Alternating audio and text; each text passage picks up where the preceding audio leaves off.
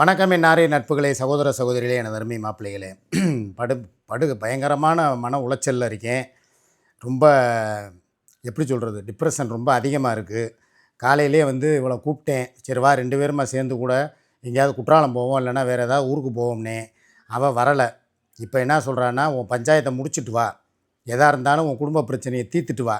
இப்படியே நீ ஒவ்வொரு தடவையும் சத்தியம் பண்ணுவ. அதுக்கப்புறம் பழையபடி உன் முன்னாடிக்கு ஒரு பிரச்சனைனாலோ, இல்லை உன் குடும்பத்துக்கு ஒரு பிரச்சனைனாலோ திருப்பி போய் அங்கே போய் நிற்ப. இதுக்கு இனிமேல் நான் ஆள் கிடையாது. ஒன்று ஒத்துவாள், இல்லைன்னா அத்துவாள். ஒன்று என் கூட இருக்குது, இல்லைன்னா அவள் கூட இரு. 2ல் ஏதாவது ஒரு முடிவெடு அப்படின்னு சொல்லி இப்போ காலையிலேருந்து பல பிரச்சனைகள் ஓடிக்கிட்டு இருக்குது. நான் நேற்று நடந்த விஷயங்களை பூரா எல்லோரும் பார்த்துருப்பீங்க. எங்கள் அம்மா ஃபோட்டோவை வச்சு எங்கள் அம்மா முன்னாலேயே சத்தியம் பண்ணுற மாதிரி எங்கள் அம்மாவை வச்சுக்கிட்டு சத்தியம் பண்ணியிருக்கேன். இனிமேல் சுமிக்கும் எனக்கும் எந்த ஒரு தொடர்பும் கிடையாது. நான் தனி, அவள் தனி. அதுக்காக என் குடும்பத்தை நான் விட்டு கொடுக்க மாட்டேன். என் பிள்ளைகளுக்கு ஏதாவது ஒன்றுனாலும், என் பேரனுக்கு ஏதாவது வேணும்னாலோ, தேவைகளை நிறைவேற்றுறதுக்கு நான் வேணும். ஒரு குடும்பத் தலைவனாக தான் நாங்கள் இல்லை. ஆனால் அவங்களுக்காக நான் இருக்கணும் அப்படின்னு சொல்லி நான் சொல்லியிருக்கேன். இல்லை, நீ முழுசாக முடிவு கட்டிட்டு வர்றதா இருந்தால் வா, நம்ம 2 பேரும் ஒன்றா வாழ்வோம். இல்லையா, உன் வழியை பார்த்துக்கிட்டு நீ போ, இல்லை என் வழியை பார்த்துக்கிட்டு நான் போகிறேன். நானும் டிப்ரெஷனு, இவளும் டிப்ரெஷனில் இருக்கா. எனக்கு நான் உடனே சொல்லிட்டேன். நேற்று தான் பேசியிருக்கு. எடுத்தோம் கவுத்தோன்னு இன்றைக்கே உடனே காலையிலே போய் இந்த வக்கீலுக்கு 2 தடவை ஃபோன் பண்ணேன். ஃபோன் எடுக்க மாட்டேங்கிறாரு. என் வக்கீல் அப்படி வக்கீலாக இருக்கிறாரு. எள்ளுன்னா என்னையாக இருக்கணும், வக்கீல்லாம் அப்படி இருப்பாங்க. நான் ஒரு வக்கீல் வச்சுருக்கேன், வண்டுமுருகன் வக்கீல். அவர் ரொம்ப ஸ்லோ தான். இப்போ காலையிலே இவ சொன்னாங்கிறதுக்காக சரி வக்கீலுக்கு ஃபோனை போட்டு வக்கீல் நோட்டீஸ் அனுப்புறதுக்கு ஏற்பாடு பண்ணலான்னு சொல்லி பார்த்தேன். கடைசியில் அவர் ஃபோன் எடுக்க மாட்டேங்கிறாரு. சரி, இதுக்கு நான் ஒரே ஒரு முடிவு என்னன்னா, வாப்பா ஒரு 2 நாளைக்கு டிப்ரெஷனாக இருக்குது, எல்லா பக்கமும் பிரச்சனை, மன உளைச்சல் 4 பக்கமும் கொடுக்குறாங்க. 10ஆவதுக்கு இவளும் சேர்த்து உட்காந்துக்கிட்டு நாம் அதை பண்ணுவேன் இதை பண்ணுவேன்னுக்கிட்டு இருக்கா. அவள் காசையும் கொடுத்தாச்சு, கட்டின புருஷனையே நண்பேன்ட்டா. இதுக்கு மேலே அவளுக்கும் எனக்கு எந்த தொடர்பு இல்லைன்னா உன் சத்தியத்தையெல்லாம் நான் நம்ப மாட்டேன், அதெல்லாம் காற்றுல எழுதி விடுற மாதிரி இருக்குது. நீ ஏற்கனவே இப்படி தான் பிரியாணி தின்னுட்டே உங்கள் அம்மா மேலே சத்தியம் பண்ணி நான் திங்கவே இல்லைன்னு சொன்னவேன். இதை மாதிரி பல சத்தியங்கள் நீ பண்ணியிருக்க, எனக்கு அதெல்லாம் வேணாம், எழுத்துப்பூர்வமாக எழுதி கொடு, 2வது வக்கீல் நோட்டீஸ் அனுப்பு அப்படின்னு சொல்லி இப்போ பிடிவாதமாக இருக்கா. இப்போ நான் ஒரு முடிவு எடுத்திருக்கேன். இந்த முடிவு ரொம்ப ஒரு எப்படி சொல்கிறது, ஒரு அதிரடியான முடிவு தான். ஆனால் எனக்கு ஒரு 2 நாளைக்கு ரெஸ்ட்டு வேணும். நான் ரொம்ப டிப்ரெஷனில் இருக்கேங்கிறதுனால இப்போ நான் மட்டும் இது வரைக்கும் இவ கூட எங்கே வேணாலும் 2 பேரும் சேர்ந்து தான் போவோம். நானும் கூப்பிட்டு பார்த்தேன், பாப்பா குற்றாலத்துக்கு போவோம், இல்லைனா கோயம்புத்தூருக்கு போவோம், இல்லை வேறு ஏதாவது ஒரு ஊருக்கு போய் கொடைக்கானல் கூட போவோம், இல்லை ஊட்டிக்கு போவோம், ரெஸ்ட் எடுத்துகிட்டு ஒரு 2 நாள் கழித்து கூட வருவோம்ப்பா, யோசிச்சு வாப்பா முடிவு எடுப்போம் அப்படின்ட்டா. முடியவே முடியாதுன்ட்டா. அதுக்காக நான் போகாமல் இருக்க முடியாது. நான் ஒரு அளவு தான் எதாக இருந்தாலும் தாங்குவேன், தடுக்குவேன். சரி ரைட்டு வாப்பா, இப்போ நான் போனால் இவன் என்னென்ன வேலைத்தனம் பண்ணுவாங்கிறது எனக்கு தெரியும். அதுக்கு பயந்துக்கிட்டு தான் நான் போகாமையே இப்போ வரைக்கும், இப்போ காலையில் 7 மணிக்கு ஆரம்பித்த சண்டை, மணி இப்போ 10 மணி ஆச்சு.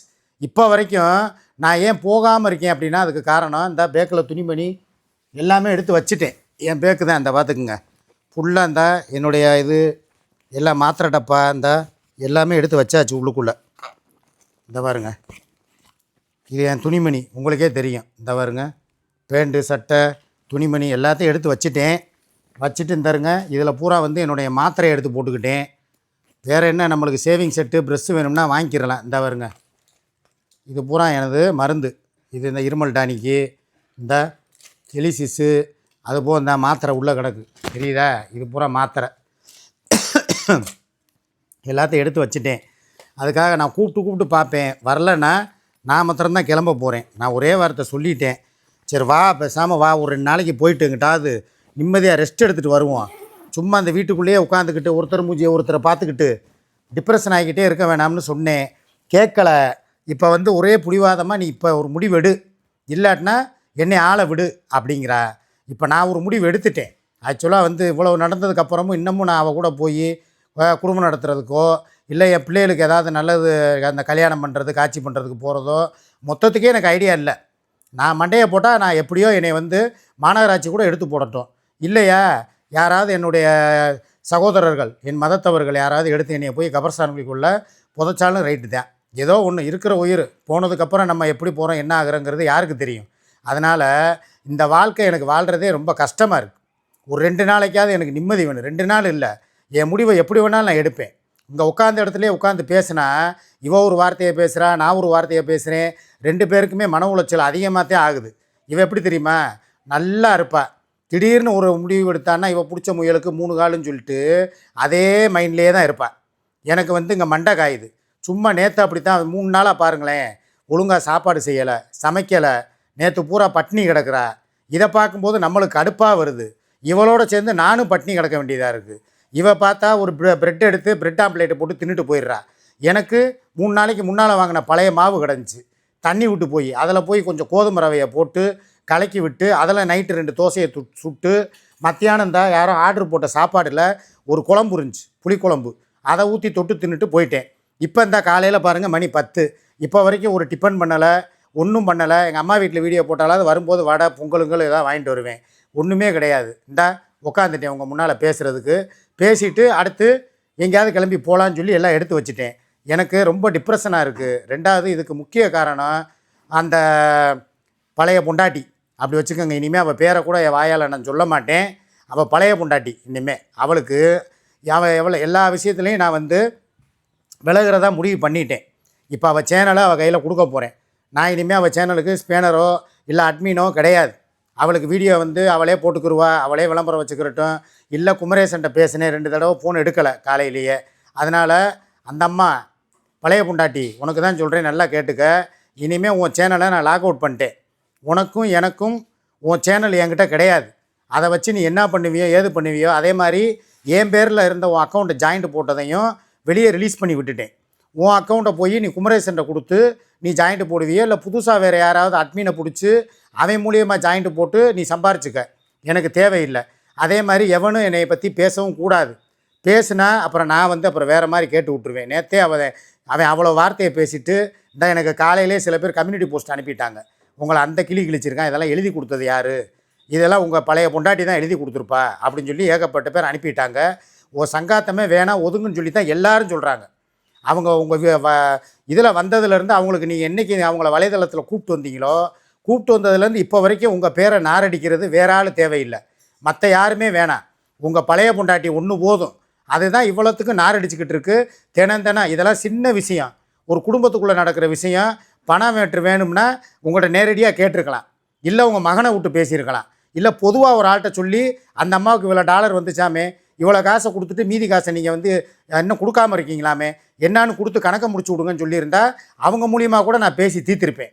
அதெல்லாம் விட்டுட்டு எனக்கு திருட்டு பட்டம் கட்டி கம்யூனிட்டி போஸ்ட்டில் எல்லோரும் அதை போட்டு நீ போட்டு அதை எல்லோரும் பார்த்துட்டு என்னை திருடேன்னு சொல்லி கடைசியில் உனக்கு அவ்வளோ ரூபா கொடுத்தும் எவ்வளோ பொருள் வாங்கி கொடுத்துருக்கேன், எவ்வளோ வீட்டுக்கு வந்து ஏசியை வாங்கி மாட்டியிருக்கேன், மிக்சி வாங்கி கொடுத்துருக்கேன். அதெல்லாம் விடுங்க.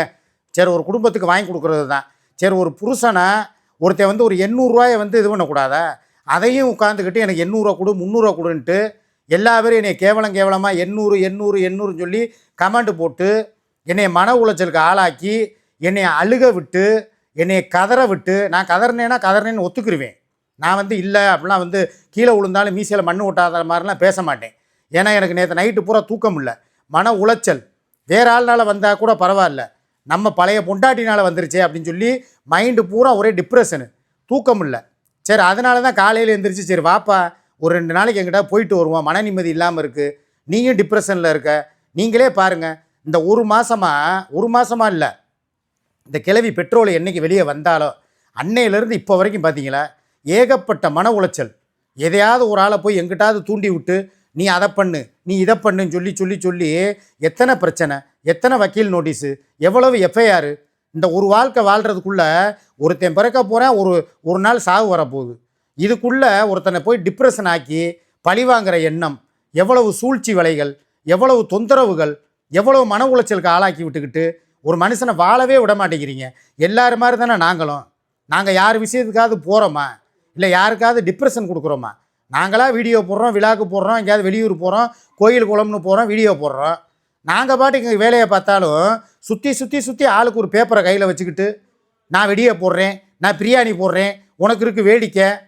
ஏன் ஒருத்தனை மன உளைச்சல்லையே வச்சுக்கிட்டே இருக்கணுமா? நான் கேட்குறேன். இதே விஷயத்தை நாங்கள் 2 பேர் சேர்ந்து எடுத்துட்டோம்னு வைங்களேன், வாழ்க்கையே முடிஞ்சு போச்சு. நாங்கள் அதெல்லாம் வேணாம், அந்த மாதிரி ஒரு கோலத்தனமான முடிவை எடுக்கக்கூடாது, எடுக்க வேணாம்.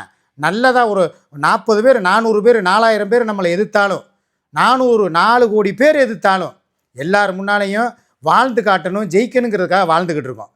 நீங்களே என்னை எவ்வளவு தான் டிப்ரெஷன் பண்ணுவீங்க, நாங்களும் எவ்வளோ தான் அதை சமாளித்து போவோம். நான் சமாளிக்கிறேன்னு இல்லையே, என் கூட இருக்கிறவனால சமாளிக்க முடியலை.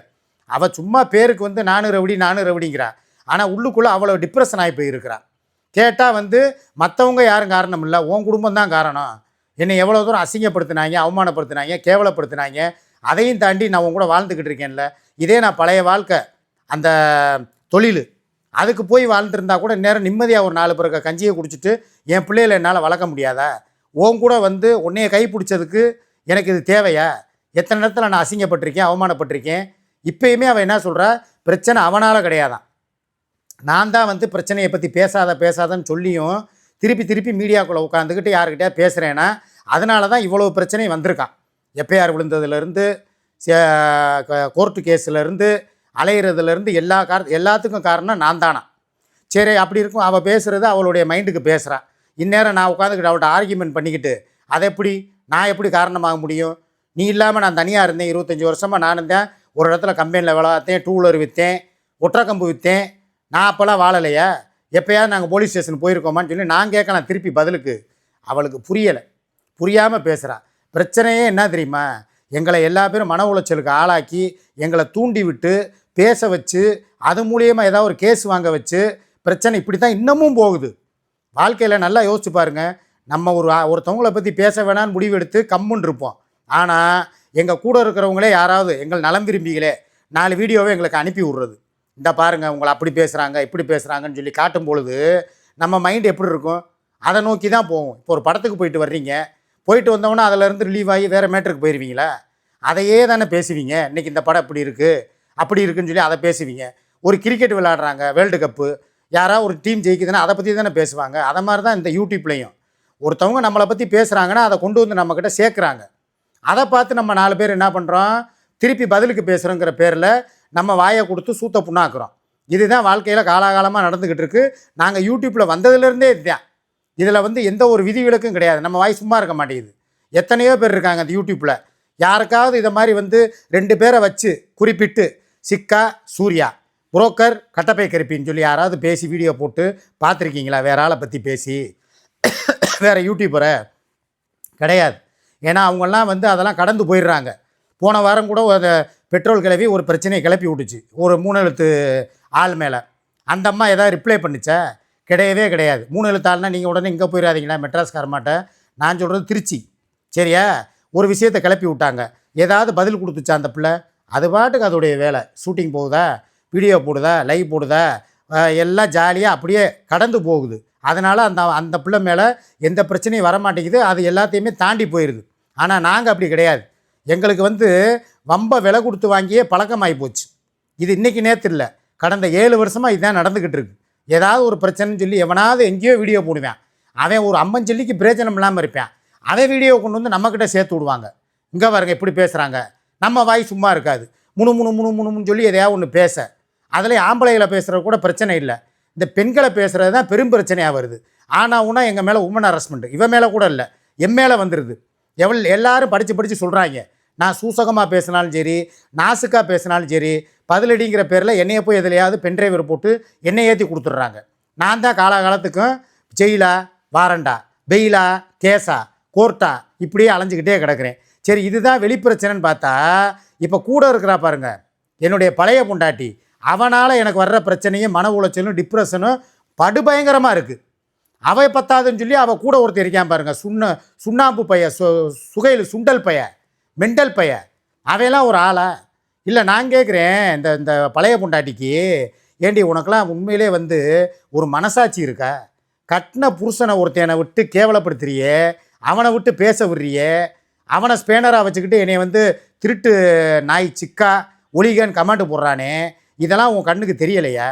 இல்லை தெரிஞ்சும் தெரியாத மாதிரி அவனை பேச விட்டு, ஏன் நீ தான் உன்னைய பற்றி தான் எனக்கு தெரியாதா?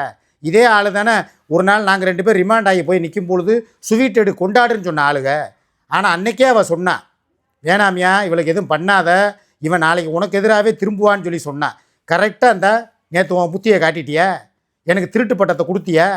நான் உனக்கு என்ன குறை வச்சேன்? அன்னைக்கே உன்னை நான் தலைமொழி இருக்கணும். நாங்கள் என்றைக்கு ஜெயிலுக்கு போகிறதுக்காக போய் வாரண்ட் அடித்து போய் நாங்கள் நின்றோமோ அன்னைக்கு நீ உட்காந்து ஸ்வீட் எடு கொண்டாடுன்னு சொன்ன பார்த்தியா, அன்னைக்கே உன்னை நான் தலைமொழி இருக்கணும். அதை விட்டுட்டு உனக்கு நல்லது செய்ய போய் உன் சேனலை வந்து கரெக்ட் பண்ணி கொடுக்கணும், சரி பாவம் வருமானம் இல்லாமல் இருக்கிறியங்கிறதுக்காக உனக்கு எல்லாம் செஞ்சு கொடுக்க. இப்போ நான் நேற்று நைட்டே என்ன சொன்னேன், என்னை பற்றி பேசக்கூடாது, எங்கள் 2 பேரை பற்றி பேசக்கூடாது, நீயா ஓன் கண்டென்ட் போடு, இல்லை ஏதாவது வீடியோ போடுன்னு சொன்னால் கேட்டிய. காலையில் உட்காந்து அளந்துக்கிட்டு இருக்க. நேற்று அப்படி தான் காலையில் உட்காந்துக்கிட்டு ஒப்பாரி வச்சு என்னமோ கோபால்ன்ற சாப விட்ட. சாயங்காலம் பார்த்தா காசை கொடுத்த உடனே தேங்க்யூ தோளாங்கிற நண்பாங்கிற. நீ யார் நீ நான் ஒன்று சொல்லவா, இனிமேல் ஒரு என் பேரை சொல்லி வீடியோ போட்டு சம்பாரிச்சா அது என்னுடைய நரகளை திங்கிறதுக்கு சமம். உனக்கும் சரி உன் கூட இருக்கேன் பாரு உன் கள்ளக்காதலை 2 பேருக்குமே சொல்கிறேன். இதை வந்து நீங்கள் இதோட விட்டுருங்க. நான் எதுக்கு அவனை எனக்கு இத்தனை நாள் நான் பேசினேன்னா, நான் பாட்டுக்கு என் வேலையை பார்த்துட்டு போனேன்ல, எதுக்கு என்னைய வந்து இப்போ அந்த காசை நான் திருப்பி கொடுத்துட்டேன், அவன் சொன்ன வார்த்தைகள் திரும்பிடுமா? திருட்டு பைய சிக்கா ஒளிகன்னு போட்டானே அது வந்து மாறிடுமா? இல்லை நீ பேசின வார்த்தைகள் எதுவும் வந்து மாறப்போகுதா? உன்னை என்னைக்கு சனியனை வந்து கொண்டு வந்து இந்த யூடியூப்பில் விட்டேனோ அன்னையோட என் நிம்மதி போச்சு. எனக்கு மன உளைச்சல். ஒன்றால் இப்போ நாங்கள் 2 பேரும் ஏன் உங்களுக்கு என்ன இவ்வளோ பொறாமை? உனக்கு தேவையானதை செஞ்சு விட்டுட்டு தானே வந்திருக்கேன். உங்களுக்கு எதுவும் வீடு வாசம் வாங்கி கொடுக்கலையா, நல்லது பொழுது செய்யலையா?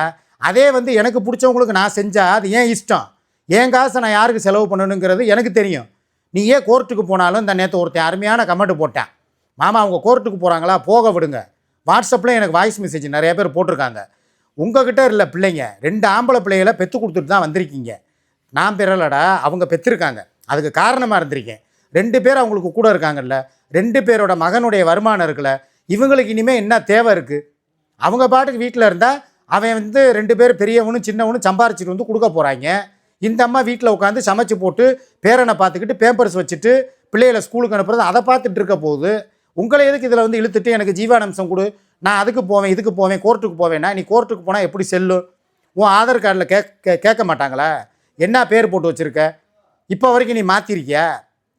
சுமின்னு போட்டு கணவர் பெயர் ஆனந்துன்னு போட்டிருக்க. நீ போய் கோர்ட்டில் போய் கேஸு போட்டால் செல்லுமா? அப்படியே கேஸு போட்டு நான் தான் உன் புருஷன் நிரூபித்தாலும் உன்கிட்ட 2 பிள்ளைகளை விட்டுட்டு தானே வந்திருக்கேன். உன் வருமானத்துக்கு இனிமேல் என் வயசு என்ன? என்னுடைய வருமானத்துக்கு நான் மருந்து மாத்திரை, எனக்கு உண்டான தேவைகளுக்கே எனக்கு பணம் பத்தலை. அதுபோக என் உரிமை, என் பணத்தை நான் யாருக்கு செலவு பண்ணணுங்கிறது அதை நீ கேட்க வேண்டிய அவசியமும் எனக்கு கிடையாது. உட்காந்துக்கிட்டு நீ இன்னொருத்தனை லவ் பண்ணுவியா, அவன் என்னை புச்சி குட்டிம்பியா, மன்னவனே என்னவனே தென்னவனேம்பியா, எல்லாம் செஞ்சுக்கிட்டு உனக்கு நானும் உட்காந்துக்கிட்டு கறி மீன் முட்டை பால் இன்னும் என்னென்ன வேணுமோ எல்லாம் நான் வாங்கி கொடுத்துட்டு உன்னை அப்படியே பலன்னு பிரிட்ஜுக்குள்ளே வச்ச ஆப்பிள் மாதிரி ஏசிலேயே உன்னைய வாழ வைக்கணுமா? இது எனக்கு தேவையா? இப்போ சொல்கிறது தான், இனிமேல் இந்த ரம்ஜானு பக்ரீத்து தீபாவளி பொங்கல் எதுக்கும் என்கிட்ட இருந்து நல்ல நாள் கெட்ட நாளைக்கு எதையும் எதிர்பார்க்காத.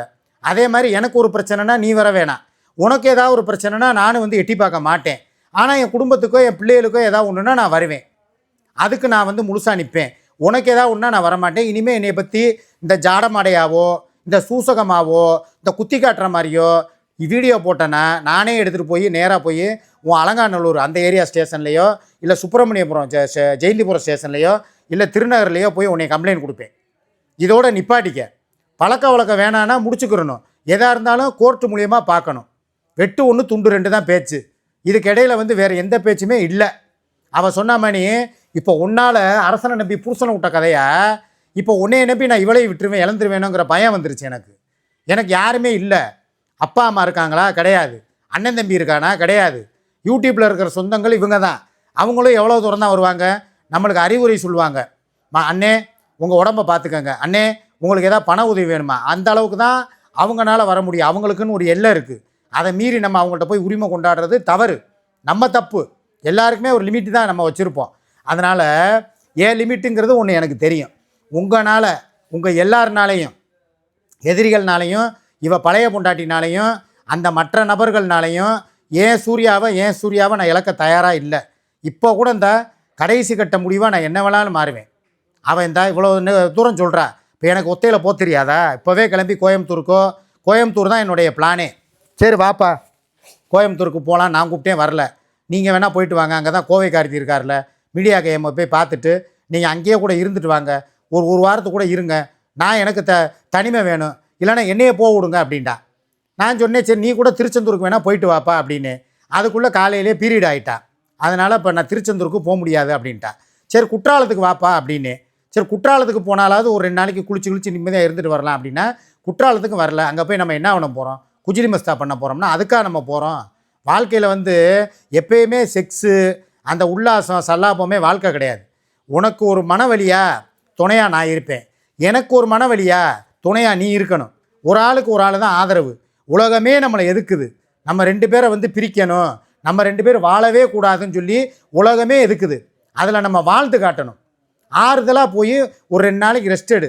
இப்போ நான் போய் இப்போ உன்னை விட்டுட்டு கோயம்புத்தூருக்கு நான் தனியாக போனாலுமே நிம்மதியாக நான் இருப்பேனே. நீ என்ன பண்ணுவ?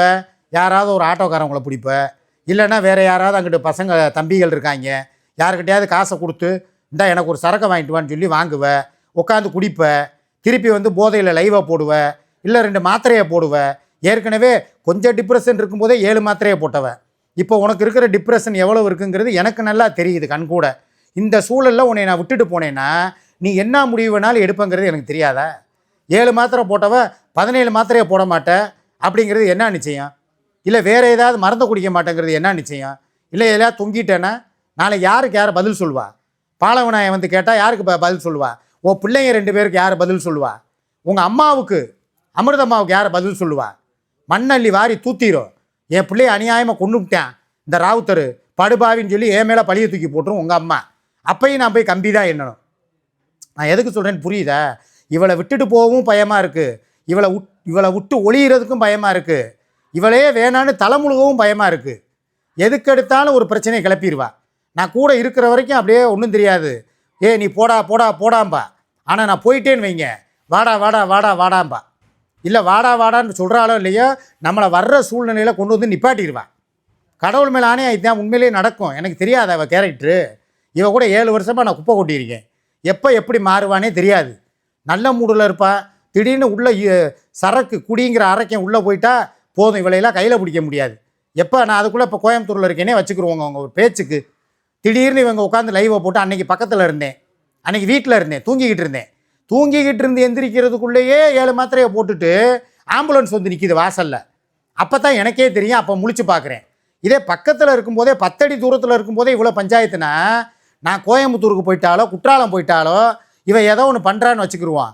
நான் அங்கேருந்து அவன் விடுக்குன்னு வேகமாக ஓடி வர்றேங்கிற பேரில் ஓடி வர மாட்டேன். ஒரு வண்டியில் வர்றேன், கார் எடுத்துகிட்டு போயிட்டு காரில் வர்றேன். அந்த அவசரத்தில் 100-140 கிலோமீட்டர் வேகத்தில் வண்டியை ஓட்டி எதுலையா போய் நான் மோதி நான் ஆக்சிடெண்ட்டாக என் உயிர் போய் இவளை காப்பாற்றுறேங்கிற பேரில் பதட்டத்தில். ஏன்னா எனக்கு பதட்டம் ஜாஸ்தி, நாக்கெல்லாம் சுகர் பேஷண்ட்டு, வறண்டு போயிடும்.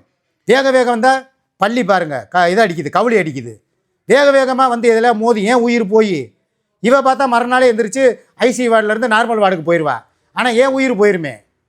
இது எதுக்கு தேவையா அப்படின்னு சொல்லிட்டு தான் இவளை வந்து போகவும் முடியாமல், நான் இருக்கவும் முடியாமல், மெல்லவும் முடியாமல், முழுங்கவும் முடியாமல், இவளை கலட்டி விடவும் முடியாமல் நான் ரொம்ப அப்படியே காவல் காத்துக்கிட்டு இருக்கேன். ஒன்று நான் இவ கூட வாழணும், இல்லை அவள் கூட வாழணும். இவ சொல்கிறதுலேயும் ஒரு முக்கியமான பாயிண்ட் இருக்குது. உனக்கு அவள் நல்லா தெரியுது, நம்பிக்கை துரோகம் நல்லா பண்ணிக்கிட்டு இருக்கா. உங்ககிட்ட அவளுக்கு தேவை பணம். என்கிட்ட நான் பணத்தை வாங்கினாலும் ஏதோ உனக்கு பணிவிட பண்ணுறேனே, உனக்கு கை கால் அமுக்கிறது, மாத்திரை எடுத்து கொடுக்குறது, சமைச்சு கொடுக்குறது, ஏதோ 4 திட்டு நீ என்னையை திட்டினாலும் நான் உன்னையை திட்டினாலும் ஒன்றுக்குள்ளவனா போயிடுறோமே. ஆனால் அவள் பணமே குறிக்கோள், ஒன்லி பணம். ஒரு கட்டின பொண்டாட்டி ஒரு கள்ளக்காதலை உட்காந்துக்கிட்டு உங்களை அந்த ஏறுறேன், இவளும் உட்காந்துக்கிட்டு வீடியோவில் கெட்ட கேள்வி கேட்குறான். ஆனால் அவங்க பணத்துக்கு ஆசைப்பட்றான். 20,000 கொடுங்குறா, 30,000 கொடுங்குறா. அவளுக்கு தெரியாமல் பணத்தை எடுத்துகிட்டு வந்து என்கிட்ட கொடுங்குறா. இந்த அன்னைக்கே பார்த்தீங்கல்ல, பெரிய ஆஸ்பத்திரியில் இவளை அட்மிட் பண்ணியிருக்கேன். எல்லோரும் என்ன சொல்லுவாங்க, நல்லபடியாக அவள் பொழைச்சி வரட்டுங்க, ஏதோ உங்களை காப்பாற்றிக்கிட்டு இருக்கா, அவள் ஏதோ நல்லா இருக்கட்டும் அப்படி சொல்லி தான் கேள்விப்பட்டிருக்கோம். ஆனால் இவ எப்படியாவது அவள் மயக்க நிலையில் இருக்கும்போது அவகிட்ட இருந்து ஒரு 3 ரூபா உங்களுக்கு வந்திருக்கும், அதில் ஒரு 1,00,000 ரூபாயை பிட்டை போட்டு நகட்டிட்டு வாங்க. இவ ஒரு பொண்டாட்டிய அடுத்த ஆளு காசுக்கு வந்து ஆசைப்படுறியே. இப்போ நீ சொல்கிறியே உன் காசை நான் 10,000 ரூபாய் ஆட்டையை போட்டேன், கொள்ளையடிச்சிட்டேன், 7,000 ரூபாய் ஆட்டையை போட்டேன், திருட்டு பைய, திருட்டு நாயி, முள்ளமாரி பைய, முடிச்சவிக்கு பையன்னு சொல்லி எனக்கு பட்டம் கட்டுறியே. உன் பேர் என்ன? உன் ஆடியோ நான் போட்டு காட்டினேனே அன்னைக்கே. மயக்க நிலையில் இருக்கும்போது 1,00,000 ரூபாய் ஆட்டையை போட்டு வந்து என்கிட்ட கொடு அப்படின்னு சொன்ன நீ திருடியா? உன் காசை ஜென்யூனாக உனக்காக உன் சேனலில் வந்து செத்துப்போன சேனலை உருவாக்கி கொடுத்து உனக்கு பணத்தை வர வைக்க வச்சு உனக்கு மாதம் நம்ம தான் கூட இல்லை நம்ம பொண்டாட்டியாவது நல்லா இருக்கட்டுமேன்னு சொல்லி உனக்கு எல்லாம் செஞ்சு உன் பேங்க் அக்கௌண்ட்டை கொடுக்காம கூட என் பேங்க் அக்கௌண்ட்டு, ஏன்னா ஒரு அக்கௌண்ட்டுக்கு ஒரு ஆளுக்கு தான் கொடுக்க முடியும். ஏற்கனவே இவ கொடுத்துட்டா, இப்போ தானே அக்கௌண்ட் ஓப்பன் பண்ணியிருக்கா. உங்கள்கிட்ட போன மாதமே நான் கேட்கலையா உன் பேங்க் அக்கௌண்ட்டை கொடுப்பா, உன் பேரில் மாற்றி தரேன், நீ கொடுத்தியா இப்போ வரைக்கும்? யோசிச்சு பார்க்கணும்ல. அப்போ நீங்கள் யோசிங்க, யார் திருடி? ஒருத்தி வந்து சுயநினைவு இல்லாமல், இது எப்படி தெரியுமா, புணத்தில் உள்ளுக்குள்ளே இருக்கிறத எடுத்து புணமாயிட்டேன். அவன் புணமாகிறதுக்கு முன்னால் பிரியாணியை தின்னுட்டு புணமாயிருப்பேன். தின்ன பிரியாணி செமிக்காமல் விக்கி செத்துருப்பேன். அவன் வவுத்தை கிழித்து அதில் உள்ள பிரியாணி அள்ளி திங்கிறதுக்கு சமம், நரகளை திங்கிறதுக்கு சமம், புணத்தை நோண்டி திங்கிறதுக்கு சமம். நீ கேட்டது நானாவது ஒரு 37,000 ரூபா இந்தா கொடுத்துட்டேன். ஆனால் நீயே ஒருத்தி வந்து சாவ புழைக்க கிடக்கிறவகிட்ட பணம் வருதுல, அதில் வந்து மயக்க நிலையில் இருக்கும்போது ஆட்டையை போட்டு கொடு அப்படின்னு கேட்டேன். நீ தான் பக்கா திருடி, பக்கா முள்ள மாதிரி, பக்கா 420. உலகத்தில் யார்ட்டையாவது கேட்போம், நான் வேணாம், சரி நம்ம பொண்டாட்டியை கேவலப்படுத்தக்கூடாது, அசிங்கப்படுத்தக்கூடாதுன்னு சொல்லி உன்னை அப்படியே மேலோட்டமாக விட்டுட்டு போயிட்டேன். ஆனால் உண்மையான திருடி யார்? நீ தானே. அதுலேயும் என் காசை நான் உன் காசை திருடினாலோ நீ என் காசை திருடினாலோ ஒரு குடும்பத்துக்குள்ளே ஏன் நீ ஆட்டையை போட்டதே இல்லையா? இன்றைக்கி 7,000 ரூபாயை சொல்கிறியே, என் பாக்கெட்டில் அப்போல்லாம் 2 வீலர் வியாபாரம் பார்த்துட்டு வந்துங்க, பாக்கெட்டுக்குள்ளே கட்டுக்கட்டாக பணம் இருக்கும். இப்போ தான் ஏடிஎம் பேடிஎம். அப்போல்லாம் ஒரு வண்டி விற்றுட்டு வந்தால் 25,000 ரூபா 30,000 ரூபா வண்டி ஒருத்து கொடுத்துட்டு பணத்தை வாங்கி பாக்கெட்டில் அப்படியே பேண்ட்டை கழட்டி வந்து டயர்டில் மாட்டுவேன். காலையில் எந்திரிச்சு போகும்போது அப்படியே அந்த பேண்ட்டை எடுத்து மாட்டிட்டு வெளியே கிளம்புவேன். என்ன கூட மாட்டேன் பொண்டாட்டிங்கிற நம்பிக்கையில். ஆனால் என்ன பண்ணுவா தெரியுமா, காலையில் போய் வேறு வண்டிக்கு ரூபா சரி நம்ம நைட்டு இதில் 25 ரூபா வச்சோம்ல அப்படின்னு எண்ணுவேன். பார்த்தா 3,000 ரூபா இருக்காது, 22 தான் இருக்கும். திடீர்னு பார்த்தா 20 ரூபா தான் இருக்கும். 5,000 ரூபா ஆட்டையை பாட்டுருவா, 2,000 3,000ன்னு. அப்போ உன் பேர் திருடியா? சரி, ஏதோ நம்ம குடும்பத்துக்காக ஏதோ எடுத்து வைக்கிறா, சேர்க்கட்டும், நம்ம பொண்டாட்டி தானே. நான் எத்தனை நாள் விட்டுட்டு போயிருக்கேன், உனக்கு திருட்டு பட்டம் கட்டியிருக்கேனா? ஆனால் இன்றைக்கி ஒரு நாள் வரலையா, உடனே அதை எடுத்து கம்யூனிட்டி போஸ்ட்டு போட்டு என்னை நாரடித்து கேவலப்படுத்தினீல. இப்படி ஒரு பொண்டாட்டி எனக்கு தேவை கிடையாது. இது சூர்யாவே சொல்லணுனாலும் எனக்குன்னு சொல்லி ஓன் நாலேஜ் இருக்குது, எனக்கு அறிவு இருக்குல்ல. நம்மளை இப்படி ஒரு பட்டம் சுமத்துறவங்களை ஒரு கள்ளக்காதனோட ஐடியில் உட்காந்து என்னை தரந்தரமாக போட்டிருக்கேன், கெட்ட கெட்ட வார்த்தையாக போட்டிருக்கேன். அவனை வந்து என்கரேஜ் பண்ணுற, 2 பேர் சேர்ந்து நக்கல் பண்ணுறீங்க, சிரிக்கிறீங்க, எல்லாம் பண்ணுவீங்க. உங்களுக்கு நான் இன்னும் திருப்பி வந்து உனக்கு நான் கறி மீன் வாங்கி கொடுத்து, உனக்கு நல்ல நாள் பெரிய நாளைக்கு ட்ரெஸ் எடுத்து கொடுத்து அவசியமே இல்லை. நீ எங்கே வேணாலும் போ, எந்த கோர்ட்டுக்கு வேணாலும் போ, நான் வழக்கு மூலியமாக வக்கீல் மூலியமாக பார்த்துக்கிறேன். ஆனால் இன்றைக்கி எனக்கு டிப்ரெஷன், மன அமைதி வேணும். சும்மா இதே மாதிரி போய்கிட்டே இருந்தால் நான் மண்டையை போட்டுருவேன்.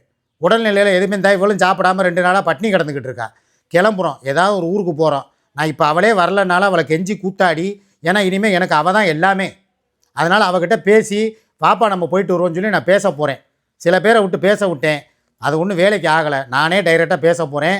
கிளம்புறோம், எங்கிட்டாவது போயிட்டு ஒரு 2-3 நாளைக்கு நிம்மதி வேணும். எங்கள் பப்புவுக்கு நான், எனக்கு சூர்யா, சுப்பு, பப்பு, சிக்கா, இனி 3 பேர் தான். வேறு இனிமேல் யாருமே எங்களுக்கு வேணாம். சரியா? பாய்.